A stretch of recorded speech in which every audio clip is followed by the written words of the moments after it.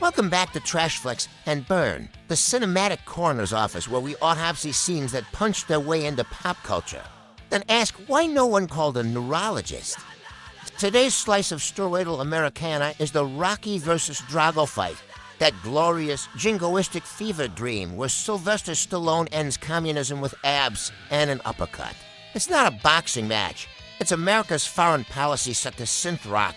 We kick off with slow-mo shots of muscles flexing so hard they're one human growth hormone injection away from sentience. The crowd's screaming, the flags are waving, and the soundtrack is pumping like the 80s just vomited on your speakers.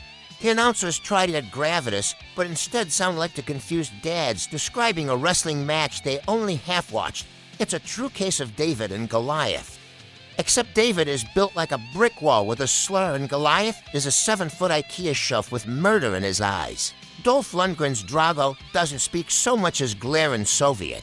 He throws punches like he's trying to kill the air in front of Rocky, and Rocky, he blocks these fists with his face over and over. Because apparently the Philly school of boxing teaches cranial sacrifice as a strategy. Every time Drago lands a blow, the crowd goes full seizure mode while Rocky stumbles like a drunk trying to find the bathroom at a Springsteen concert. The commentators are literally yelling, "Somebody's gonna get killed." Yeah, no kidding. One guy's skull is a beanbag chair at this point, and the other is punching like he's mad at Adams.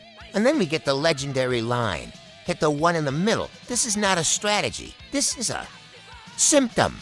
Between the concussions, the propaganda, and Rocky's slurred grunting, I'm pretty sure this scene qualified as a PSA against brain trauma by round 19 or 900. Who's counting? Rocky has taken so many hits, the Russian crowd starts cheering for him. Because nothing unites people like watching a man take more abuse than a dial-up modem during a storm.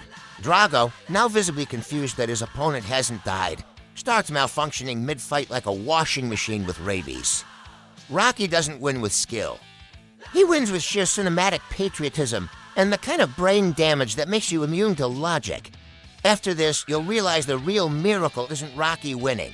It's that he remembers his own name afterward. This fight is not just absurd. It's gloriously absurd. It's testosterone fan fiction. It's sweaty, slow-mo, Cold War karaoke with fists. It's America in cinematic form, loud, bloody. And set to a synth ballad, it's not about who wins the fight. It's about who can take the most punches without forgetting their zip code. Subscribe to Trashflix and Burn, where we fight cinematic mediocrity one roundhouse roast at a time. Drop a comment. Who got hit harder, Drago or realism? Now if you'll excuse me.